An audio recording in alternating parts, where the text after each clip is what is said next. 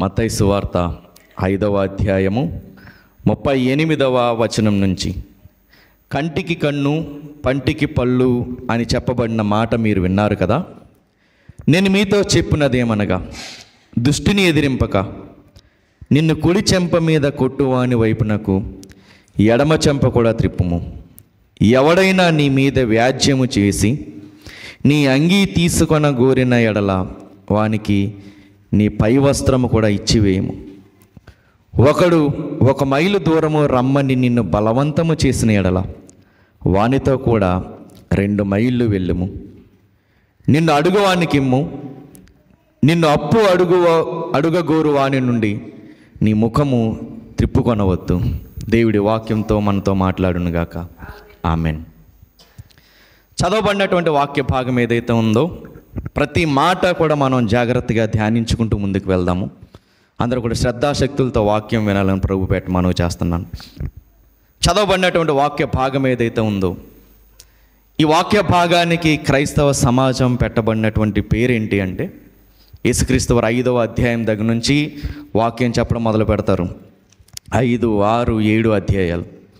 ఈ 5, 6, 7 అధ్యాయాలు ఒక సుదీర్ఘమైనటువంటి ప్రసంగం చేస్తారు యేసుక్రీస్తు వారు. దీనికే మనం పెట్టిన పేరేంటి? కొండ మీద ప్రసంగం. ఈ ప్రసంగానికి మనం పెట్టినటువంటి పేరు కొండ మీద ప్రసంగం. ఈ ప్రసంగంలో యేసుక్రీస్తు వారు మొట్టమొదటి, ఒక రకంగా చెప్పాలంటే ఇది ఒక మొట్టమొదటి బహిరంగ సభ. యేసుక్రీస్తు వారి ద్వారా జరుగుతున్నటువంటి మొట్టమొదటి బహిరంగ సభ ఇది. ఈ సభలో యేసుక్రీస్తు వారు ప్రసంగం మొదలుపెట్టారు. మొదలుపెట్టిన తర్వాత ఆత్మ గురించి మాట్లాడుతూ చాలా విషయాలు మాట్లాడుకుంటూ వస్తారు. ఎటువంటి విషయాలు మాట్లాడుకుంటూ వస్తారంటే, ఒక నీతియుక్తమైనటువంటి జీవితాన్ని మనం ఎలా జీవించాలి అని చెప్పుకుంటూ వస్తారు. ఈ ప్రసంగంలో ఎక్కడా కూడా మనకి రక్షణను గూర్చినటువంటి ప్రసంగం కనపడదు. ఎలా దేవుణ్ణి ఆరాధించాలన్నటువంటిది కూడా మనకి పెద్దగా కనపడదు. కానీ ఎక్కువగా మనకు కనపడేది ఏంటి అంటే, ఒక మానవుడు ఎలా జీవించాలి, దేవుడితో మనిషికి ఉండవలసినటువంటి రిలేషన్, సంబంధాలు ఎలా ఉండాలి, ఒక మనిషికి కూడా ఎలా సంబంధాలు ఉండాలి అన్నది ఇక్కడ యేసుక్రీస్తు వారు చెప్పుకుంటూ వస్తున్నారు. మత్తయి సువార్త 1వ అధ్యాయం నుంచి 4వ అధ్యాయం వరకు మనం చూసుకుంటూ వస్తే యేసుక్రీస్తు వారి యొక్క జనన విధానాన్ని చెప్పుకుని వస్తారు 1వ అధ్యాయంలో. తర్వాత హేరోదు రాజు ఎలాగా యేసుక్రీస్తు వారిని చంపాలన్నది చెప్పుకుంటూ వస్తారు. 3వ అధ్యాయంలో యేసుక్రీస్తు వారు తీసుకున్నటువంటి బాప్తిస్మం గురించి చెప్పబడుతుంది.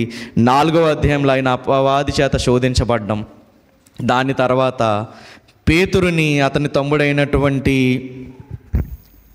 అంద్రేయని, ఇద్దరిని కూడా పిలుస్తారు. తర్వాత అలా దగ్గరగా కొంచెం ఎదరికి నడుచుకుంటూ వచ్చి జబదయి కుమారుడైన యాకోబుని, అతని సహోదరుడైనటువంటి యోహాన్ని, ఇద్దరిని కూడా రండి నన్ను వెంబడించండి అని చెప్పుకుంటూ వస్తారు. పేతురు గారిని, అతని తమ్ముడైనటువంటి సహోదరుడైనటువంటి అంద్రేయ గారిని, ఇద్దరిని నన్ను వెంబడించండి అంటారు. తర్వాత జబదయి కుమారుడైన యాకోబుని, యోహాన్ని కూడా నన్ను వెంబడించండి అని అంటారు. ఆ వెంబడించండి అని పిలిచిన తర్వాత యేసుక్రీస్తు వారు సమాజ మందిరంలో బోధిస్తారు. బోధిస్తూ ఏం చేస్తారంటే, అనేక మంది రోగాల్ని ఏం చేస్తారంటే స్వస్థపరుచుకుంటూ వస్తారు. ఆయన కీర్తి మొత్తం అంతా కూడా వ్యాపిస్తూ ఉంటుంది. వ్యాపించిన తర్వాత 5వ అధ్యాయంలో ప్రసంగాన్ని మొదలు పెడుతున్నారు. ఈ ప్రసంగం మొదలు పెడుతున్నప్పుడు ఆయన చాలా విషయాలు చెప్పుకుంటూ వస్తారు. చెప్పుకుంటూ వచ్చి ఏమంటారంటే, దేవుణ్ణి వెంబడించడం అనేది పెద్ద కష్టం కాదు, కానీ కష్టమైంది ఏంటంటే దేవునిలో నమ్మకంగా జీవించడం. మన అందరం చాలా ఈజీగా చెప్పేస్తాం, మేము దేవుణ్ణి నమ్ముకున్నాం అని మనం ఈజీగా చెప్పేస్తాము. ఎందుకంటే దేవుణ్ణి నమ్ముకోవడం చాలా ఈజీ, ఎందుకంటే మాటతో చెప్పేస్తాం కాబట్టి. దేవుణ్ణి వెంబడించడం చాలా ఈజీ, ఎందుకంటే మనం ఒక రెగ్యులర్గా మనం క్రైస్తవుడు ఎలా చేస్తాడో అటువంటి ఆచార ధోరణిలో మనం ఉన్నాం కాబట్టి దేవుణ్ణి వెంబడించడం మనకి ఈజీయే. ఎందుకంటే దేవుణ్ణి వెంబడిస్తున్న నేటి క్రైస్తవుల యొక్క ఆలోచన, మనతో సహా చాలామంది ఆలోచన ఏంటంటే, దేవుణ్ణి ఆరాధించడం అంటే ఆదివారం మనం మందిరానికి వెళ్ళడం, ప్రార్థన చేయడం, మళ్ళీ ఇంటికి వచ్చిన తర్వాత బైబిల్ తీసుకెళ్ళి ఎక్కడో ఒక చోట పెట్టడం, మళ్ళీ ఎప్పుడు తీస్తాం అది, మరలా ఆదివారం తీయడం, మళ్ళీ మందిరానికి రావడం. ఇది వెంబడించడం మన దృష్టిలో. ఎందుకంటే ఇది చెప్పడం చాలా ఈజీ. నా ఆదివారం ముందు నేను చర్చికి వెళ్ళాలి, ఇదంతా చాలా ఈజీ, అదే ఇక్కడ చెప్పుకుంటూ వస్తారు ఇందులో. కానీ ఆ దేవుణ్ణి వెంబడించడంలో నమ్మకముగా వెంబడించడం ఎలాగా అనేది మనకి చెప్పుకుంటూ వస్తున్నారు. నమ్మకంగా జీవించడం అనేది చాలా చాలా కష్టం. దేవుని ఎడల మనం నమ్మకంగా జీవించడం అనేది చాలా కష్టం. మనం ఒప్పందం చేసుకుంటాం దేవుడితో. ప్రతి నూతన సంవత్సరంలోనూ మనం దేవుడితో ఒప్పందం చేసుకున్న దేవా, ప్రతి ఆదివారం కూడా నేను ఎక్కడ కనపడాలి? నీ సన్నిధిలో నేను కనపడాలి. ఒప్పందం చేసుకున్న వెంటనే మనం దాన్ని నిలబెట్టుకునే పరిస్థితుల్లో మనం ఉంటామా? ఉండలేం. వెంబడించడం ఈజీయే, కానీ నమ్మకంగా వెంబడించడం చాలా కష్టం. అదే ఇక్కడ చెప్పుకుంటూ వస్తున్నారు. దేవునితో ఎలా ఉండాలో మాత్రమే కాదు యేసుక్రీస్తు వారి ప్రసంగంలో చెప్పుతున్నది, మనుషులతో, తోటి వారితో ఎలా ఉండాలి, ఎలా ప్రవర్తించాలి అన్న విషయాన్ని కూడా చెప్తున్నారు. ఎదుటి వాళ్ళని మనం ఎలా గౌరవించాలి, ఎదుటి వాళ్ళతో మనం ఎలా మాట్లాడాలి, ఎదుటి వారి పట్ల మన ఆలోచన ఎలా ఉండాలి అన్న విషయాన్ని యేసుక్రీస్తు వారి ప్రసంగంలో చెప్పుకుంటూ వస్తున్నారు. ఇక్కడ విచిత్రం ఏంటంటే, యేసుక్రీస్తు వారు ఈ ప్రసంగం అంతట్లోనూ ఉన్నటువంటి సారాంశం ఏంటంటే, మనం చేయగలిగింది మనం చేయడం కాదు, మనకి చేయడానికి వీలు పడినటువంటి కొన్ని సంఘటనల్ని దేవుడు చెప్పుకుంటూ వస్తున్నారు యేసుక్రీస్తు వారు. మనం చేయగలిగింది మాత్రం చేయడం కాదు, మన వల్ల కానిది, ఎన్నో సంవత్సరాలుగా మన వల్ల వీలు పడనిది కూడా మనము చెయ్యాలి అని యేసుక్రీస్తు వారు చెప్పుకుంటూ వస్తున్నారు. అలా చెప్పుకుంటూ వస్తూ ఇప్పుడు మనం చదువుకున్నటువంటి అధ్యాయంలో వచనంలో 4 విషయాలని ప్రస్తావిస్తున్నారు. అందులో మొదటి విషయం ఏంటంటే 38వ వచనంలో, కంటికి కన్ను, పంటికి పళ్ళు అని చెప్పబడిన మాట మీరు విన్నారు కదా. ఎక్కడ చెప్పారు? కంటికి కన్ను, పంటికి పళ్ళు, ఈ మాట ఎక్కడ చెప్పబడింది అంటే, ఈ మాటలు ఎవరితో చెప్తున్నారు యేసుక్రీస్తు వారంటే, అక్కడ ఉన్నటువంటి సమాజంతో చెప్తున్నటువంటి మాట. ఆ రోజుల్లో ఉన్నటువంటి సమాజానికి ఏం తెలుసు అంటే, ఎవడన్నా మనకి హాని చేస్తే మనం తిరిగి వాడికి హాని చేయాలి. ఇది వాళ్ళకి తెలిసిన మాట. ఇది ఎక్కడ చెప్పబడిందంటే లేవీయ కాండము, ధర్మశాస్త్రంలో చెప్పబడినటువంటి మాట. లేవీయ కాండము 24వ అధ్యాయం, లేవీయ కాండము 24వ అధ్యాయము. చాలా జాగ్రత్తగా వింటే వెళ్ళాలి మనం, లేకపోతే మనం బైబిల్ని అపార్థం చేసుకునే అవకాశాలు ఉన్నాయి. లేవీయ కాండము 24వ అధ్యాయము 19వ వచనం, ఒకడు తన పొరుగువానికి కలంకము కలగజేసిన యెడల వాడు చేసినట్లు వానికి చేయవలెను. విరగగొట్టబడిన దాని విషయంలో విరగొట్టబడుటయే శిక్ష. కంటికి కన్ను, పంటికి పళ్ళు చల్లవలెను. వాడు ఒకనికి కలంకము కలగజేసినందున వానికి కలంకము కలుగా చేయవలెను. ఇది ధర్మశాస్త్రంలో చెప్పబడినటువంటి మాట. ఏంటి మరి మనం ఆలోచిస్తే, దేవుడు ఏంటి వైలెన్స్ని ఎంకరేజ్ చేస్తున్నాడు, హింసను ఎంకరేజ్ చేస్తున్నట్టుగా మనకు కనపడుతుంది. జాగ్రత్తగా మనం ఆలోచించాలి. ఇది పాత నిబంధనలో మోషే గారి ద్వారా ఇవ్వబడినటువంటి మాట. మరి దేవుడేంటి నీకు ఎవడన్నా హాని చేస్తే మళ్ళీ తిరిగి హాని చెయ్యని ఆ కాలంలో చెప్పడానికి కారణం ఏంటి?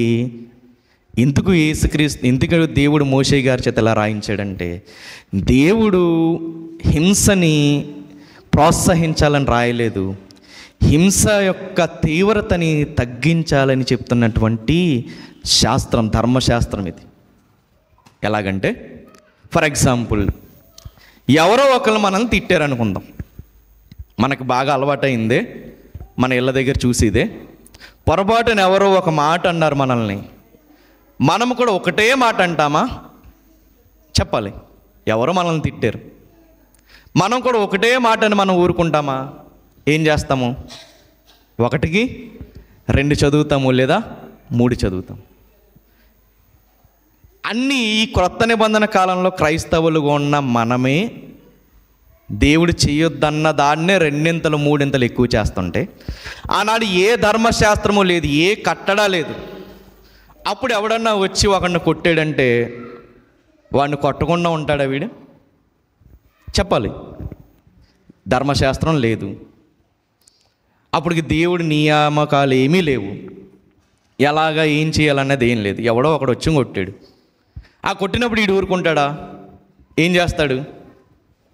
తిరిగి 2-3 కొడతాడు. కానీ దేవుడు అంటున్నాడు, నీకెవరన్నా గనక నిన్ను కొడితే నువ్వు 2 కొట్టొద్దు. ఎన్ని కొట్టాలి? 1 కొట్టు. అది పాతకాలంలో ధర్మశాస్త్రం ద్వారా దేవుడు హింసని ప్రోత్సహించట్లేదు. ఎక్కువ హింసతో ప్రేరేపించబడినటువంటి వ్యక్తుల యొక్క మనస్సాక్షిని తగ్గిస్తున్నాడు. హింస వైపు ఎక్కువగా ప్రేరేపించబడకుండా దేవుడు ఏం చేస్తున్నాడంటే తగ్గిస్తున్నాడు. నిన్ను ఎవడన్నా ఒకసారి వచ్చి కొట్టాడు అనుకో, నువ్వు కూడా ఏం చేస్తావు? తిరిగి ఒకసారే కొట్టు. అంతే తప్ప వాడు చచ్చిపోయేటట్టుగా నువ్వు కొట్టొద్దు. ఎవడైనా నీ పళ్ళు రాలగొట్టాడు అనుకుందాం, ఒక పన్ను రాలగొట్టాడు అనుకుందాం, నువ్వు కూడా ఏం చేస్తావు? 1 పన్ను రాలగొట్టు. 2 అంటే ఎక్కువ చేయకు.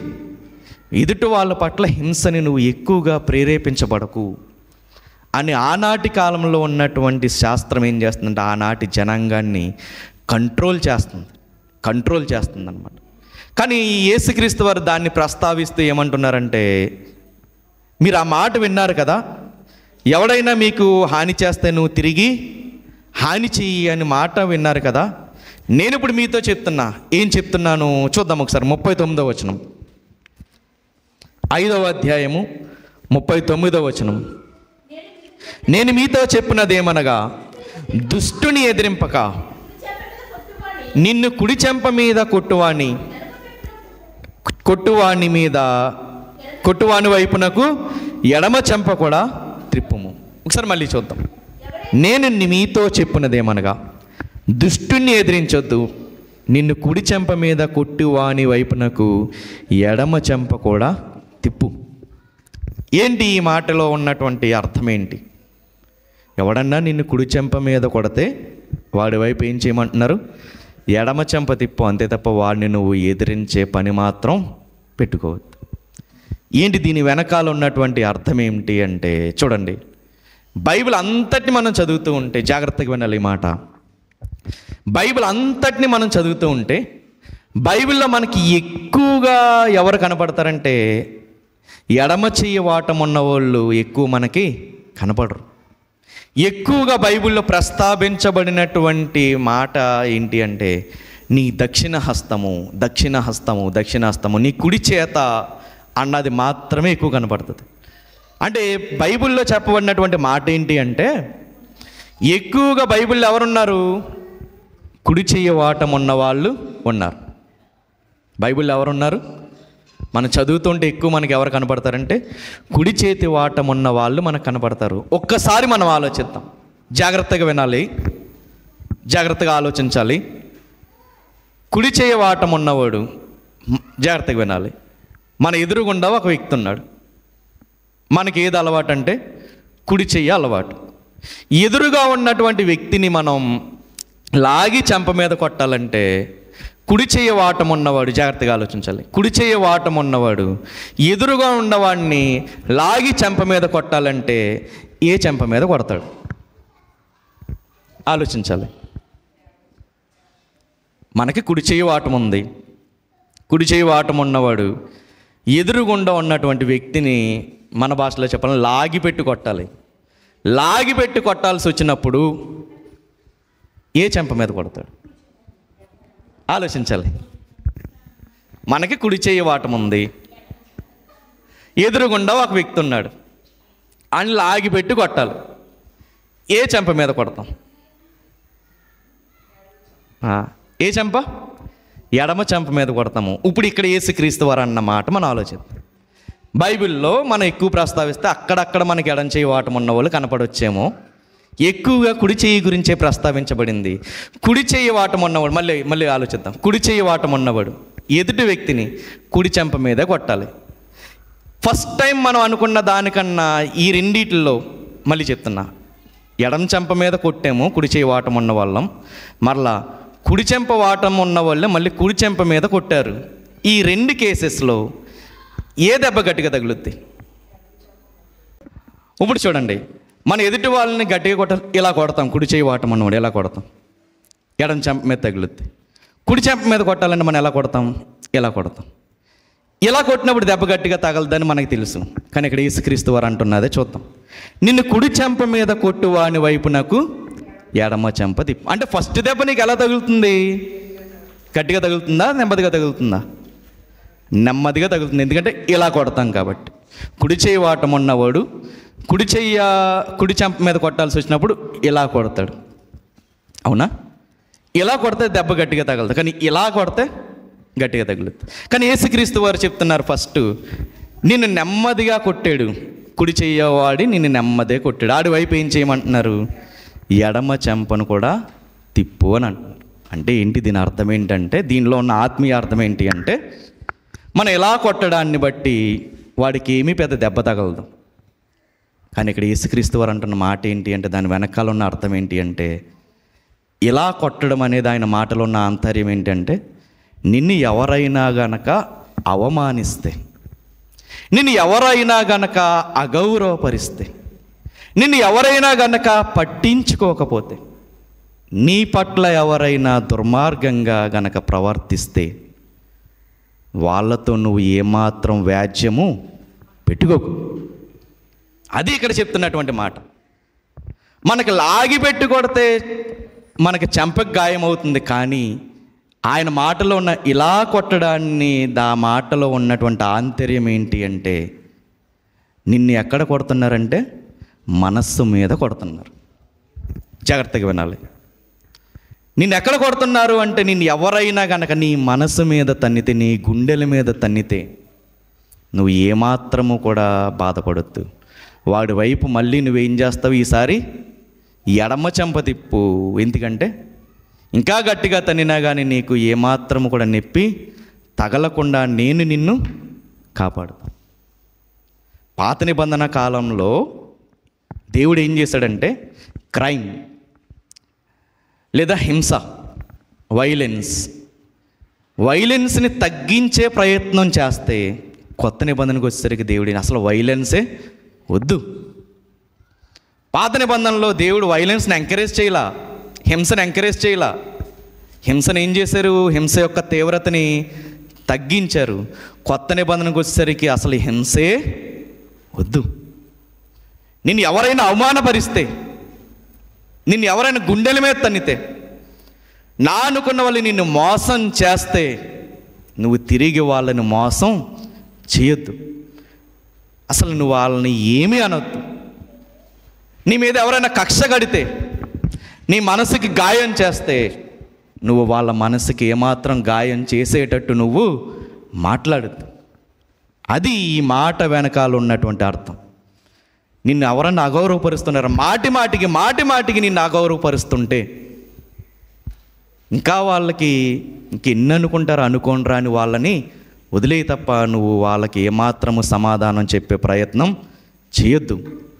నేను మీతో చెప్తున్నా, నిన్ను కుడి చెంప మీద కొడితే నువ్వేం చేస్తావు? ఎడమ చెంప కూడా నువ్వు వాని వైపు తిప్పు. ఏమాత్రం వాళ్ళ గురించి నువ్వు పట్టించుకోవద్దు. వాళ్ళకు నువ్వు సమాధానం ఇవ్వాలని ఏమాత్రము కూడా నువ్వు ప్రయత్నించు.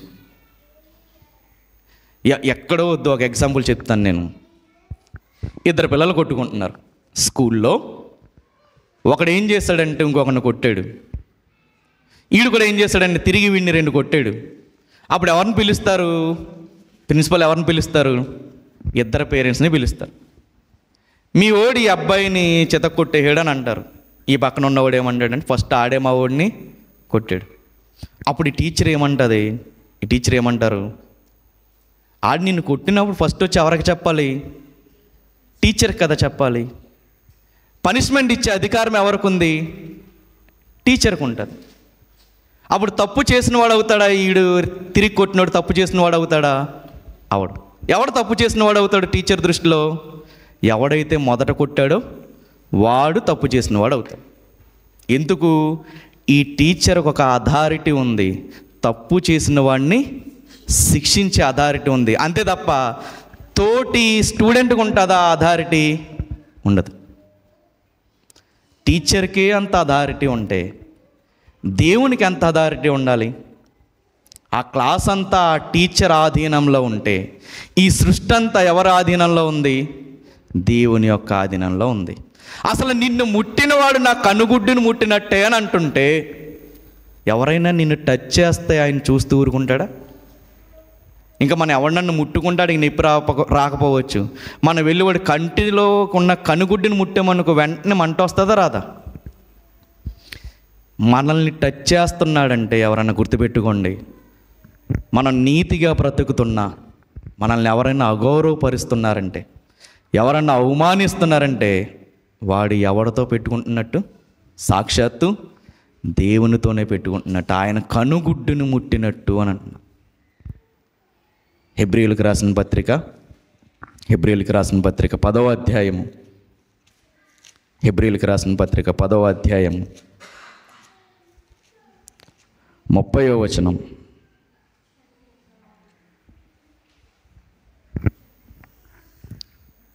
ఇరవై 29 నుంచి చదువుతాం. హెబ్రీయులకు రాసిన పత్రిక 10వ అధ్యాయము 29వ వచనం. ఇట్లుండగా దేవుని కుమారుని పాదములతో త్రొక్కి తాను పరిశుద్ధపరచబడుటకు సాధనమైన నిబంధన రక్తమును అపవిత్రమైనదిగా ఎంచి కృపకు మూలమగు ఆత్మను తిరస్కరించిన వాడు ఎంత ఎక్కువైన దండనకు పాత్రుడిగా ఎంచబడనని మీకు తోచును. 30వ వచనంలో, పగ తీర్చుట నా పని, నేనే ప్రతిఫలమిత్తుననియు మరియు ప్రభువు తన ప్రజలకు తీర్పు తీర్చును అనియు చెప్పిన దాన్ని ఎరుగుదుము కదా. ఎవరి పని అంట పగ తీర్చడం? దేవుని యొక్క పని. పగ తీర్చుట నా పని. మీరు ఎవరి పట్ల కూడా పగ పెంచుకోవాల్సినటువంటి అవసరం లేదు. రోమీయులకు రాసిన పత్రిక 12వ అధ్యాయము, రోమీయులకు రాసిన పత్రిక 12వ అధ్యాయము 19వ వచనం.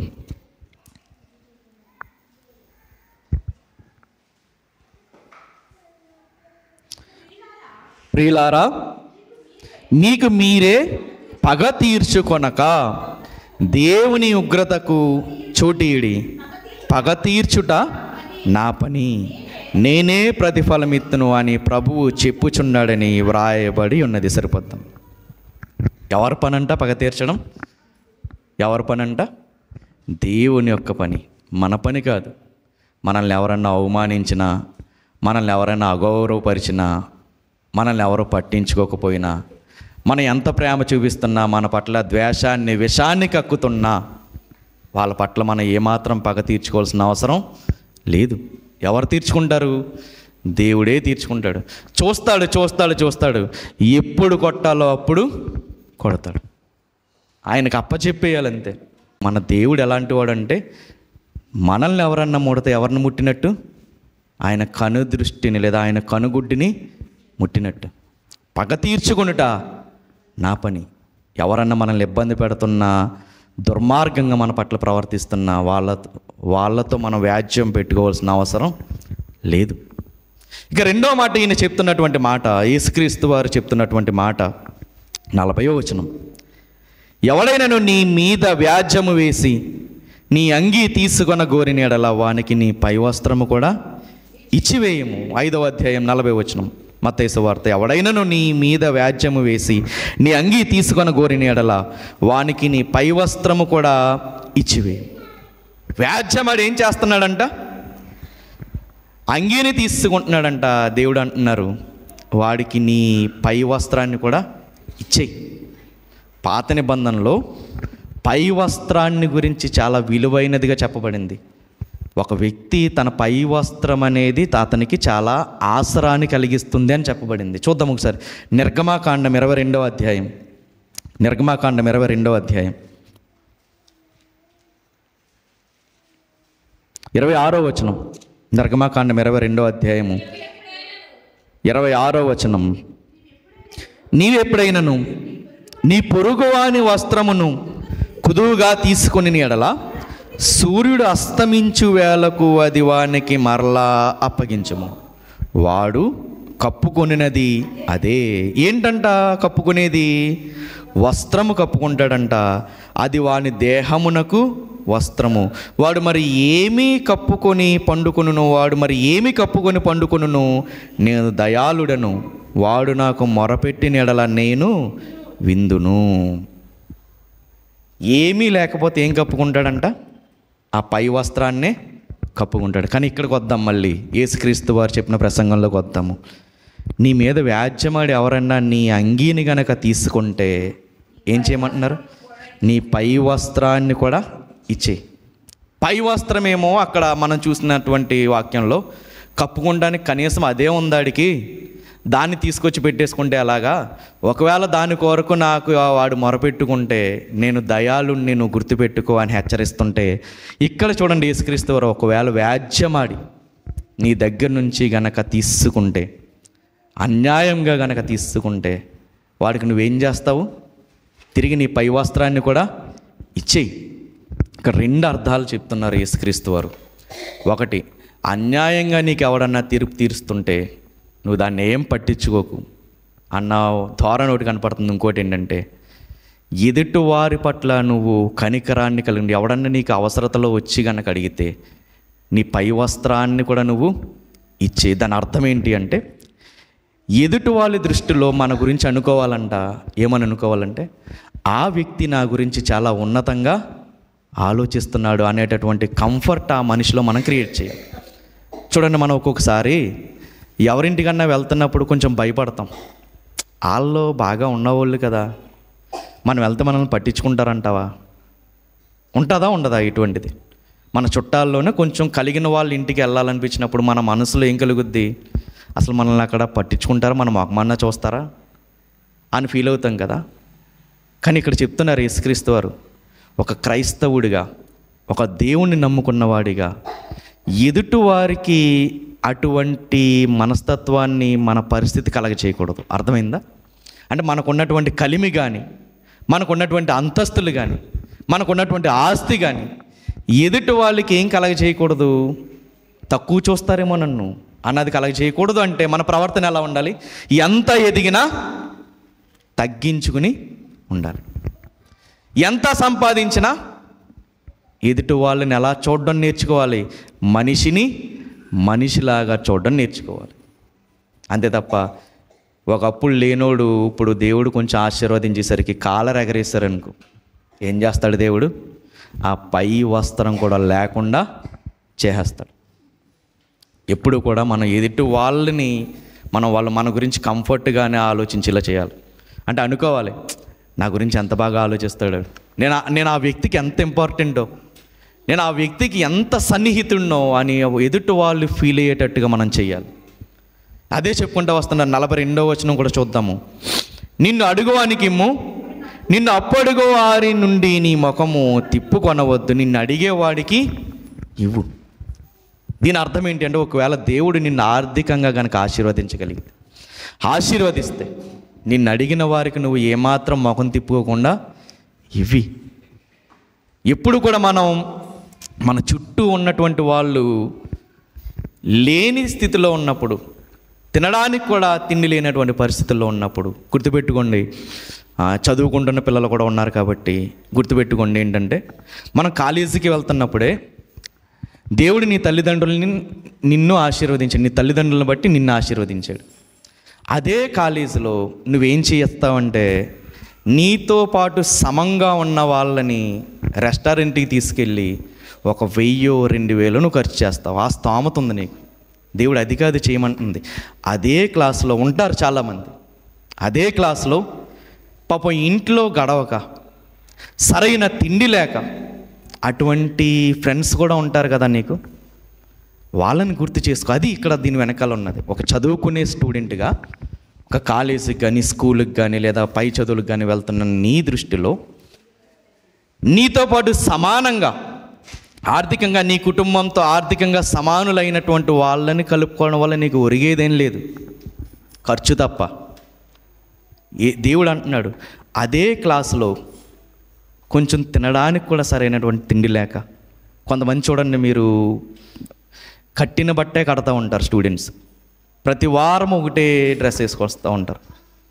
అలాంటి వాళ్ళని మనం చూసినప్పుడు ఎప్పుడైనా వాళ్ళని కనుక మనం రెస్టారెంట్లకి తీసుకెళ్ళక్కల, కనీసం వాడిని ఒక హోటల్కి తీసుకెళ్ళి మంచి టిఫిన్ ఇప్పించిన ఆడు ఆనందపడతాడా? పడ్డా? డబ్బున్నవాడిని, నీతో పాటు సమాన స్థాయిలో ఉన్నవాడిని నువ్వు రెస్టారెంట్కి తీసుకెళ్ళిన పేర్లు పెడతాడు. కానీ అదే ఫ్రెండ్ తినడానికి సరిగ్గా ఇంట్లో ఆర్థిక పరిస్థితులు బాగోలేక, ఇంట్లో పరిస్థితులు బాగోక రెక్కాడితే కానీ డొక్కాడినటువంటి పరిస్థితుల్లో ఉన్న వాడిని నువ్వు తీసుకెళ్ళి టిఫిన్ ఇప్పించి చూడు, అది ఎంత సంతోషిస్తాడు, గుర్తుపెట్టేసుకుంటాడు. నేను అదే ఇక్కడ చెప్తున్నా, దేవుడు నిన్ను ఆశీర్వదించిన తర్వాత నువ్వు చేయాల్సింది ఏంటంటే, నీకంటే చిన్న స్థాయిలో ఉంటారు కదా, వాళ్ళని కొంచెం జ్ఞాపకం చేసుకో. అది ఇక్కడ చెప్తున్నాడు.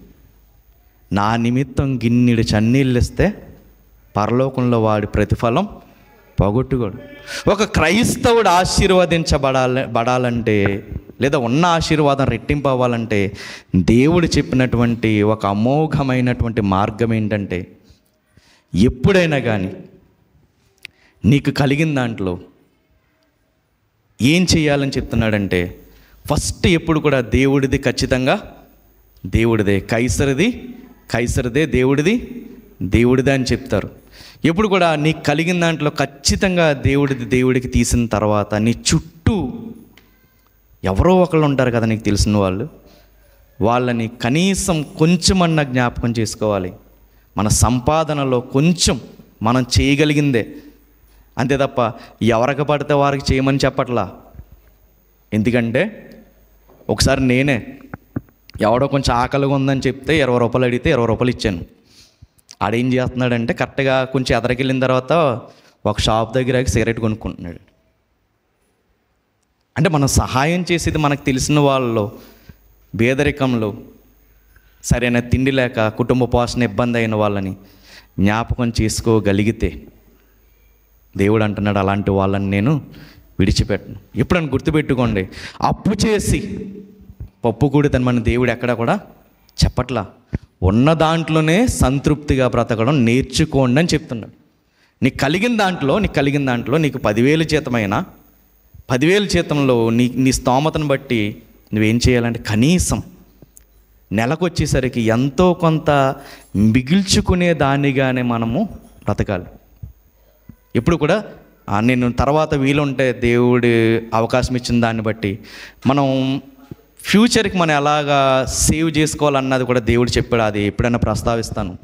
కానీ గుర్తుపెట్టుకోండి, ఎప్పుడైనా మనం ఆశీర్వదించబడాలంటే మన చుట్టూ ఉన్న వాళ్ళని మనము జ్ఞాపకం చేసుకోవాలి. అంతే తప్ప ఎవడో అడిగాడు కదా అని చెప్పి అప్పు తెచ్చేసి మరి వాడికి ఇచ్చామనుకో, దేవుడు అది చేయమంటలా. కలిగిన దాంట్లో నుంచే జ్ఞాపకం చేసుకోండి అని అంటున్నాడు. అది మనం చేయాల్సింది.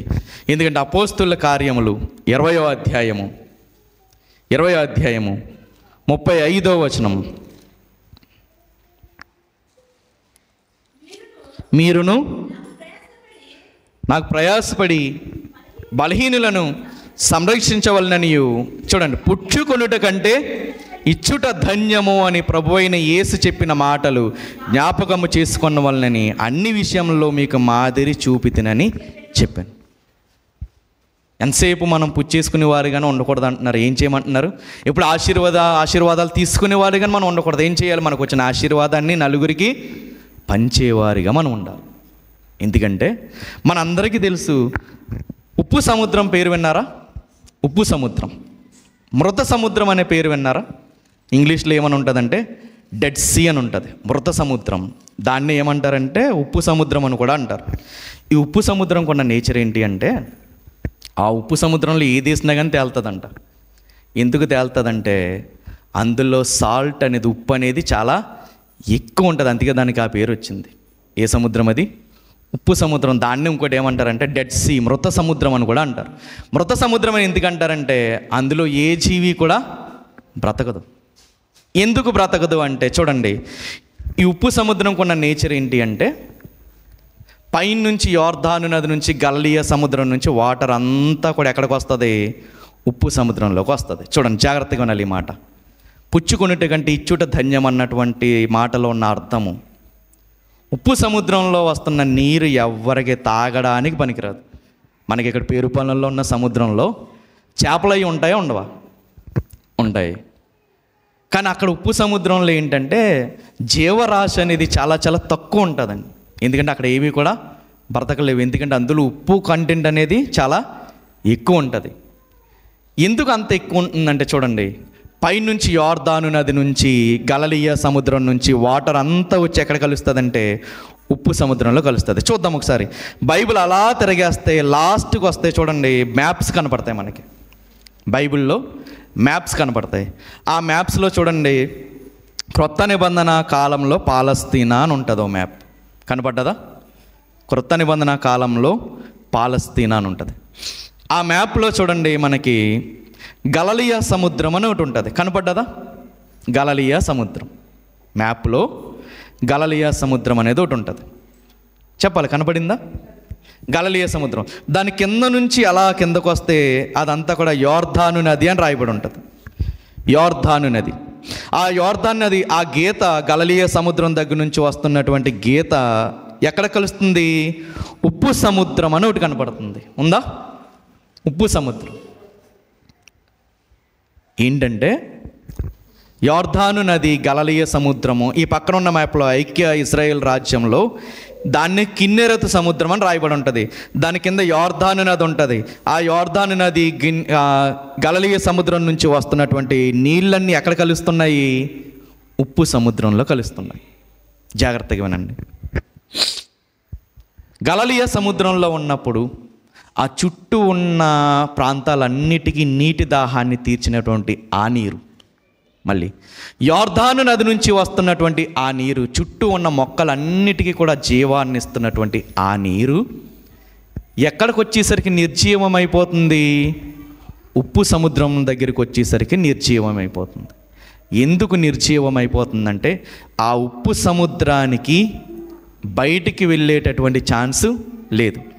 అన్ని నీళ్ళు వచ్చేసి ఎక్కడ ఉంటున్నాయి? ఇప్పుడు ఉప్పు సముద్రంలో ఉంటున్నాయి. అంటే చూడండి, మనం ఎవరికి కూడా ఇవ్వడం అనేది అలవాటు కాకపోతే, ఏదన్నా పనికి మనం ఇవ్వడం అనేది కనుక అలవాటు కాకపోతే, మనం ఆశీర్వాదాన్ని మనం తీసుకుంటూ ఉంటే ఆ ఆశీర్వాదం ఎవరికి కూడా పనికి రాకుండా పోతారు.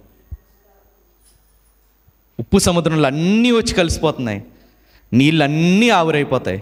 ఆవిరైపోయి అందులో ఏం మిగులుతుందంటే ఎక్కువ ఉప్పు శాతం మాత్రమే మిగులుతుంది.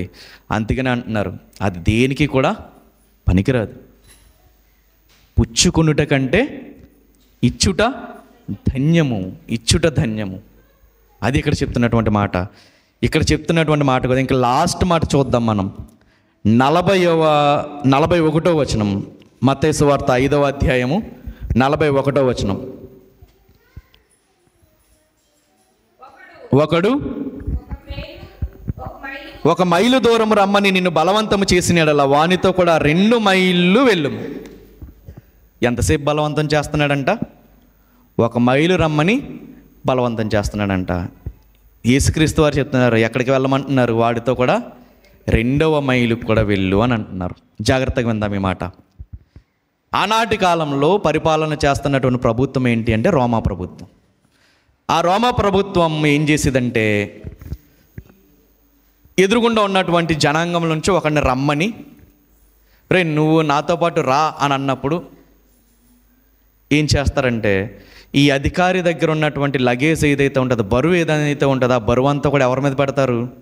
ఎవరినైతే పిలిచారో వాడి మీద పెడతారు. బలవంతం చేస్తాడంట, రా నా లగేజ్ మొయ్యి అని బలవంతం చేస్తే అక్కడ అంటున్నారు యేసుక్రీస్తు వారు, ఒకవేళ ఎవడన్నా నేను బలవంతం చేసి 1 మైలు రమ్మంటే వాడితో పాటు నువ్వు 2 మైళ్ళు వెళ్ళు అని అంటున్నారు. ఎన్ని మైళ్ళకి బలవంతం చేస్తున్నాడు? 1 మైలుకి బలవంతం చేస్తాడు. యేసుక్రీస్తు వారు ఏమంటున్నారు? 2వ మైలు వాడితో వెళ్ళు. ఇదే మనం ఎక్కడ చూస్తామంటే యేసుక్రీస్తు వారు సిలువను మోసుకుంటూ వెళ్తున్నప్పుడు కురేనీయుడైన సీమోన్ని ఏం చేస్తారంటే వీళ్ళు ఆయన సిలువ మొయ్యని బలవంతం చేస్తారు.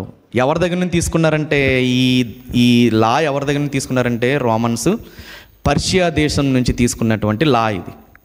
రోమన్స్ ఏం చేస్తారంటే ఎవరినన్నా ఒకరిని పిలిచి రే ఇది మొయ్యరా అంటే సచ్చినట్టు ఏం చేయాలి? మొయ్యాలి. వాడు ఏ ప్రయాణం అయితే వెళ్తున్నాడు వాడితో పాటు ఈ లగేజ్ అంతా మోసుకుంటూ వెళ్ళాలి. ఇంతకీ మాట చెప్తున్నారంటే యేసుక్రీస్తు వారు, ఒకవేళ నీ ఉద్యోగ స్థలంలో కానీ నువ్వు పని చేస్తున్నటువంటి ప్లేస్లో కానీ మొదటి మైలు అనేది నిన్ను బలవంతం చేస్తారు. ఎందుకంటే మనకు జీతం ఇస్తున్నాడు కాబట్టి బలవంతం చేస్తావు. కానీ యేసుక్రీస్తు వారు అంటున్నారంట నీ టాలెంట్ అంతా కూడా నువ్వేం చేస్తావు అక్కడ ఉపయోగించు. 2వ మైలు కూడా వెళ్ళు.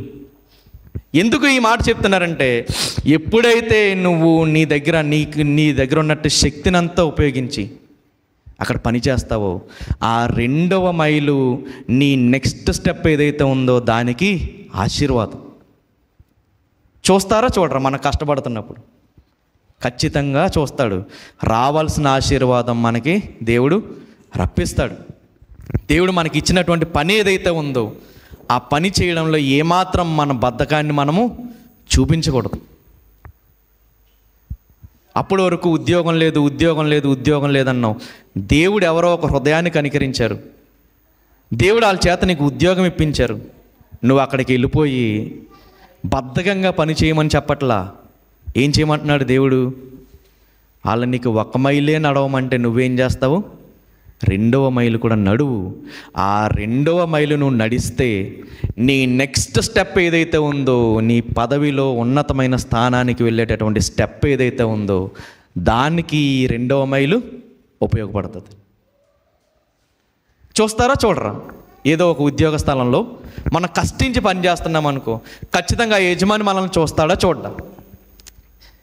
చూసిన తర్వాత ఏం చేస్తాడు? అదే పొజిషన్లో ఉంచేస్తాడా? ఉంచడు. ఏం చేస్తాడు? పని బాగా చేస్తున్నాడు, వీడికి ఇది కాదు సరైంది, వీడికి ఇంకా పెద్ద పొజిషను ఇవ్వాలి. అది చెప్తున్నారు యేసుక్రీస్తు వారు. బలవంతం చేస్తారు. మొదట నిన్ను బలవంతం చేస్తాడు. 1 మైలు బలవంతం చేస్తాడు, డిమాండ్ చేస్తాడు చేయమని, ఖచ్చితంగా చేయాలని ఒత్తిడి పెడతాడు. కానీ దేవుడు అంటున్నారు, యేసుక్రీస్తు వారు అంటున్నారు, కానీ నువ్వు 2వ మైలు కూడా నడువు. నీ పనిలో ఉన్నటువంటి ఎక్సలెన్స్ అనేది నువ్వు అక్కడ చూపించు. నేను చేయగలను, నేను శ్రద్ధగా చేయగలను, నేను ఉన్నతంగా చేయగలను అనేది అక్కడ నిరూపించుకో. అంతే తప్ప ఏదో అవకాశం వచ్చిందని చెప్పి బద్ధకంగా పనిచేసి నిన్ను నమ్మి నీకు ఉద్యోగం ఇచ్చిన వాడిని నువ్వు తోడ్పడకుండా, ఆ ఎదుగుదలకు, ఆ కంపెనీ ఎదుగుదలకు నువ్వు తోడ్పడకుండా గనక ఉంటే దేవుడు అంటున్నాడు, నువ్వు ఎప్పటికీ కూడా ఎదగదల ఉండదు నీ జీవితంలో. నీకు ఎదుగుదల కావాలంటే కష్టపడి పని చేయి. నీ కష్టాన్ని నలుగురు గుర్తించేటట్టు పని చేయి. బద్ధకంగా పని చేయకు. ఉత్సవమంట పని చేయకు. ఎందుకురా ఈ జీవితం అంట పని చేయకు. కష్టపడి చూపించి నీ టాలెంట్ని. అది చెప్తున్నటువంటి మాట. 4 విషయాలు చెప్పారు. ఎవడైనా నిన్ను కుడి చెంప మీద కొడితే ఎడమ చెంప తిప్పు. ఎవరైనా నీ వస్త్రాన్ని లాక్కుంటే నీ పై వస్త్రాన్ని కూడా ఇచ్చేయి. ఎవరైనా నిన్ను 1 మైలు రమ్మంటే వాడితో పాటు 2వ మైలు కూడా వెళ్ళు. బలవంతం చేశాడా, నువ్వు 2వ మైలు కూడా వెళ్ళు. నీకు కలిగిన తర్వాత నీ చుట్టూ ఉన్న వాళ్ళ నువ్వు కనికరి నీ ముఖాన్ని తిప్పుకోకు. జాగ్రత్తగా ఒకసారి చూద్దాం, ముగించేసుకుందాము. 4 విషయాలు చెప్పారు. ఏంటా 4 విషయాలు? మొదటిది చెప్పాలి, కుడి చెంప మీద కొడితే ఎడమ చెంప చూపించమని. ఎవడైనా నీ అంగీ లాక్కుంటే నీ పై వస్త్రం కూడా ఇచ్చేయండి. నిన్ను 1 మైలు రమ్మని బలవంతం చేస్తే 2వ మైలు కూడా వెళ్ళు. తర్వాత నిన్ను ఎవడన్నా అడిగితే నీ ముఖం తిప్పుకోకు. మళ్ళీ మొదటిది కుడి చెంప మీద కొడితే ఎడమ చెంప చూపించి. 2వది అంగీ లాక్కుంటే పై వస్త్రం కూడా ఇచ్చి 1 మైలు రమ్మని బలవంతం చేస్తే 2వ మైలు కూడా వెళ్ళు. అది నీ ఆశీర్వాదానికి కారణమవుతుంది. 4వది నిన్ను అడుగువానికి నీ ముఖం తిప్పుకోవద్దు. జాగ్రత్తగా చూద్దాం. ఆ 3 స్టెప్స్ దాటుకుని వస్తేనే 4వ చేయగలం. ఏంటి 3? ఫస్ట్ది, ఎవరైనా నిన్ను కుడి చెంప మీద కొడతారు, అవమానిస్తున్నారా, పట్టించుకోకు. 2వది, నీ వస్త్రాన్ని లాక్కున్నారు, నీ పైన అంగీ కూడా ఇచ్చేయి. నీకు అన్యాయం జరిగింది. ఫస్ట్ ఏం జరిగింది? అవమానం జరిగింది. 2 ఏం జరిగింది? అన్యాయం జరిగింది. 3వది, ఎవడైనా బలవంతం చేస్తున్నాడా రమ్మని, చెయ్యి. నీ శ్రమని ఆయుధంగా చేసుకుని చెయ్యి. బలవంతం చేస్తున్నాడా, నీకున్నటువంటి టాలెంట్ అంతా పెట్టు ఆ ఉద్యోగ స్థలంలో. 4వది, నిన్ను అడుగు వారికి నీ ముఖాన్ని తిప్పుకో. అడుగుతున్నాడు అంటే మన దగ్గర ఉన్నట్టా లేనట్టా చెప్పాలి. దేవుడు ముఖం తిప్పుకోవద్దు అని స్టేట్మెంట్ ఇచ్చేస్తుంటే నీ దగ్గర ఉన్నట్టా లేనట్టా? ఉన్నట్టు. ఎలా వచ్చింది ఆశీర్వాదం? పైన 3 చేయడం వల్ల వచ్చింది. అర్థమైందా? ఇప్పుడు 4 విషయాలు చెప్పారు. కుడి చెంప మీద కొడుతున్నాడా, నీకు అవమానం జరిగిందా, పట్టించుకోకు. నీ దగ్గర అన్యాయంగా లాక్కున్నాడా వస్త్రాన్ని, పట్టించుకోకు, ఇచ్చేయి. నీ దగ్గర ఉన్నది కూడా. నిన్ను బలవంతం చేస్తున్నాడా, చెయ్యి. నిన్ను ఎంత బలవంతం చేస్తాడో అంత బలవంతం చేయనివి. నీ పనిలో నీ సత్తా నువ్వు నిరూపించు. ఇవన్నీ చేసుకుంటారా. 4వది ఆశీర్వాదం. నిన్ను ఇచ్చే చేతులుగా నేను చేస్తా. ఆశీర్వాదానికి దారి తీస్తుంది పైన 3 మనం అధిగమిస్తే. మనకి ఈ వచనం నచ్చదు, ఎందుకంటే లాస్ట్ది, నిన్ను అడుగువానికి నిన్ను అప్పు అడుగువారి నుండి నీ ముఖాన్ని తిప్పుకోవద్దు. అదేంటి దేవుడు ఇచ్చేమంటున్నాడేంటి అని అనుకుంటాం. ఎప్పుడేమంటున్నాడు, ఆ పై 3 చేస్తే ఇచ్చేటట్టుగా చేస్తా, అప్పుడు నువ్వు చెయ్యి అని అంటున్నాడు. అంతే తప్ప అప్పు చేసి వేరే వాడికి పెట్టమని అంటలా. కుడి చెంప మీద కొడితే అవమానం, నిన్ను పట్టించుకోవట్లా, నిన్నెవరు కేర్ చేయట్లా, నిన్ను అగౌరవపరుస్తున్నారు. నీకు అవమానం జరిగిందా, పట్టించుకోకు, వదిలిపెట్టే దేవుడికి. నీ దగ్గర నుండి బలవంతంగా లాగేసుకున్నారు. నీ అనుకున్న వాళ్ళని ఆస్తిని అన్యాయంగా లాగేసుకున్నాడు.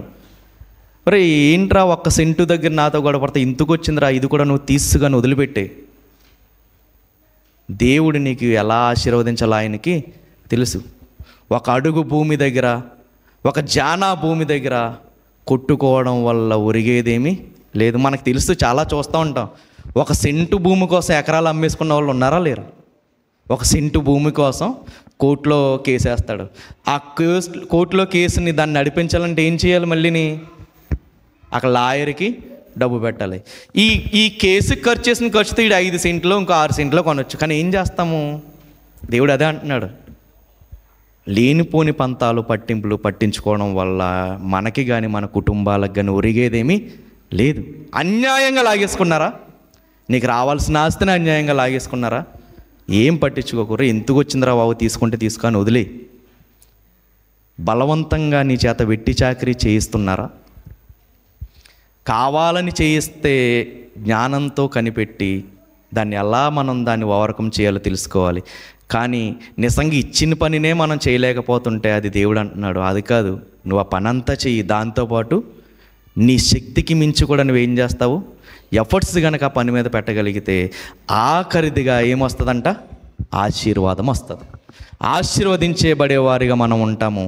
ఈ ఆశీర్వాదానికి మనం అందుకోవాలంటే వేరే వాళ్ళకి మన చేతులు ఇచ్చే చేతులుగా మారాలంటే పైన 3 మనం ఏం చేయాలి, అధిగమించుకుంటూ రావాలి. దేవుడి చిత్తమైతే మరలా మాట్లాడుకుందాము. అన్నతమ్ముల మధ్య ఆస్తి తగాదా వచ్చిందంట. దాన్ని ఎలా వాళ్ళిద్దరూ కూడా సార్ట్ అవుట్, దాన్ని ఎలాగా వాళ్ళు డీల్ చేసుకున్నారు అన్నది కూడా రాయించాడు దేవుడు. ఆ దేవుడి చిత్తమైతే మరుసటి రోజు ఎప్పుడన్నా చెప్తాను. దేవుడు యేసుక్రీస్తు వారు చెప్పినటువంటి ఈ ప్రసంగంలో ఉన్నటువంటి ఆంతర్యం, కుడి చెంప మీద కొడుతుంటే అవమానం జరిగిందా, బలవంతంగా లాక్కున్నాడా, అన్యాయం జరిగిందా, బలవంతం చేస్తున్నారా, ఇవన్నీ కూడా తట్టుకో. నీ చేతుల్ని ఇచ్చే చేతులుగా నేను మారుస్తా. దేవుడి వాక్యాన్ని మన జీవితంలోను మన కుటుంబంలోను ఫలింపచేయునుగాక. ఆమెన్.